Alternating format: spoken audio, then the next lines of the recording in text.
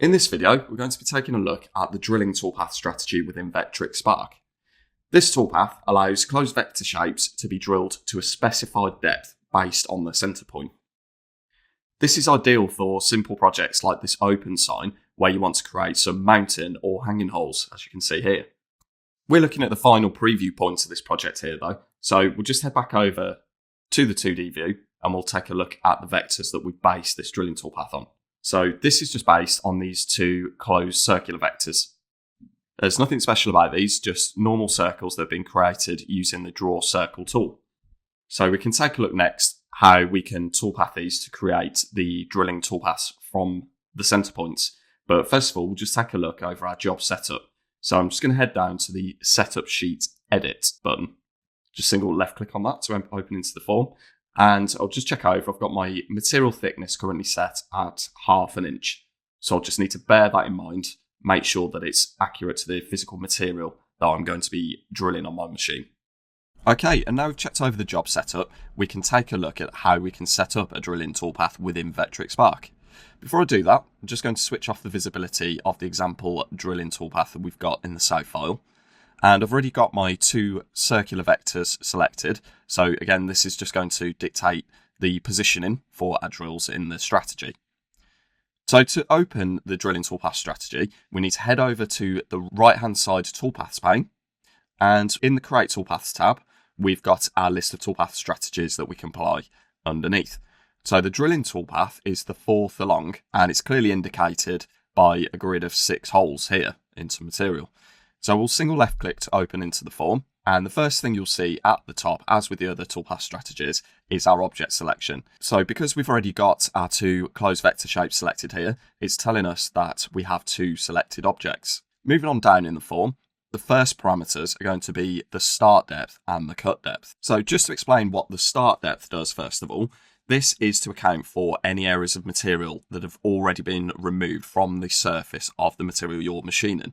So say I wanted to place my mountain holes instead of on the rim here, I wanted to put them at the bottom of this pocket that's already been cleared around the open sign text. In the start depth form, I would enter the total depth of this pocket, and that pushes the start depth down of the toolpath.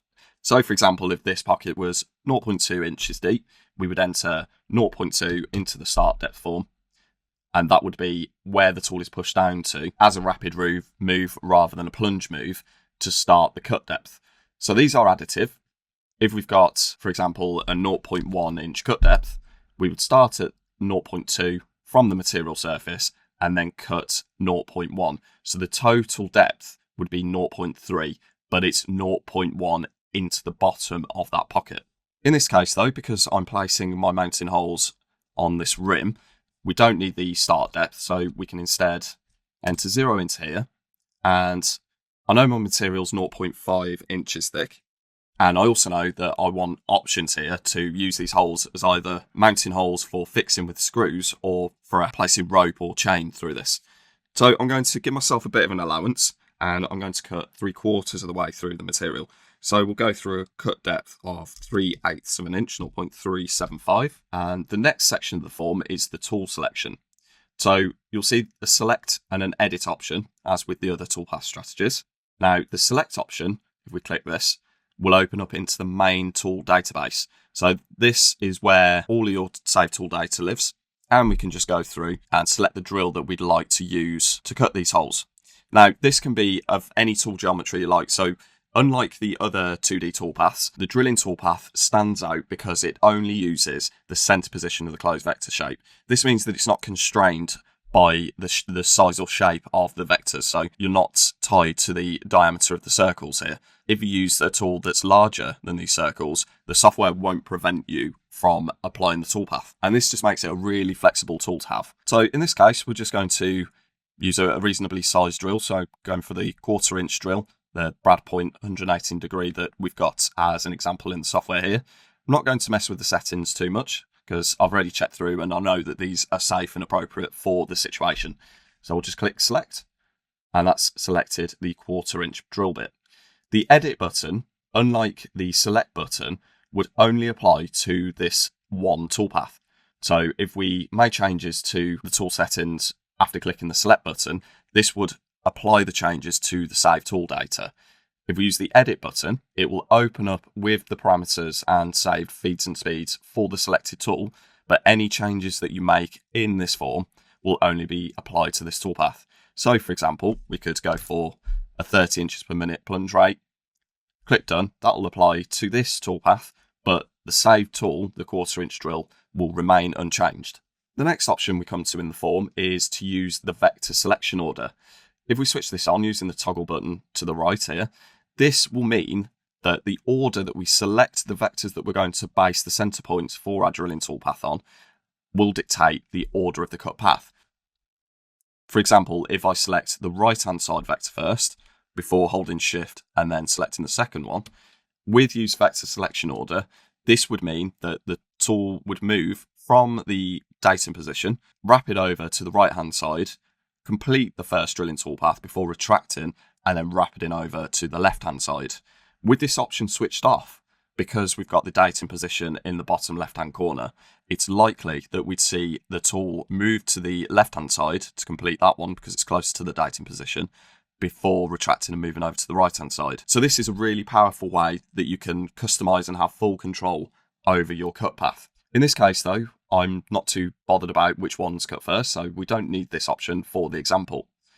Next in the list we have use Peck Drilling, and there are a few aspects to the Peck Drilling strategy that we need to go over, so we'll just switch this on in the form, and you'll see when you do this, further forms opened which relate to the Peck Drilling settings. So before we explain the differences between these, we'll just go through a general Peck Drilling strategy and what that actually is. Instead of completing the total cut depth in increments of the tool pass depth, which if we check here, we've got a pass depth of 0.16 inches. A Peck Drilling strategy, instead of just completing one pass and then moving on to the second pass without retracting, would mean that the tool retracts to a specified position before the next pass. So you'll see that we've got two main options here. We've got retract above the cutting start depth, and then the second option is to retract above the height of the previous pass. Underneath this, we've got two further options. So the retract gap is just a further distance from these 2 points that the tool will retract. So there are pros and cons to using both of these strategies, and it really just depends on the situation. With the retracting above the cutting start depth, this will allow for greater chip evacuation and allow further time for cooling the tool. Retract above the height of the previous pass, however, will not result in the same level of chip or swarf evacuation. And this can be absolutely adequate in some situations. And it also means that instead of retracting all the way back out, it just retracts above the height of the previous pass, which means that you've got less total distance travelled for the plunges and retracts, leading to more efficient toolpathing, lower machining times. And again, deciding between these is really a consideration and trade-off between the material density you're working with and the total machining time. And finally, in the Peck Drilling part of the form, we've got the Peck depth, and this is just taken directly from the pass depth of the tool. So you'll see 0.16 in the saved tool data. So in the case of my project though, I'm happy that the material density is suitable to not use Peck Drilling. Underneath this, we've got dwell at the bottom of each drill pass. Now, this is only available for those machine configurations which support dwell commands, and it also requires for the post-processor you're using to save out your toolpaths, including the dwell commands. So to find out whether this is possible for your setup, we'd strongly recommend speaking to the machine manufacturers. So this dwell time is fairly self-explanatory, but it just allows a moment for the tool to dwell at the bottom of each pass. And this is about really just extending tool life and making sure that the walls of the hole that you're cutting have been well formed. But again, with this project, I'm not going to require this. So I'm just going to switch off the dwell selection, and we can go down and just give this toolpath a name. So I'm going to call this mounting drill, and we can click calculate, and that will apply the toolpath. So we can check over this now. We can see that the vector selection order has been honoured. So we're going over to the right before the left-hand side, and we can preview that now. And just preview all toolpaths to see how this looks in the context of our full project. So that concludes our overview of how to use the drilling toolpath strategy within Vectric Spark. I hope you found the video useful, and thank you very much for watching.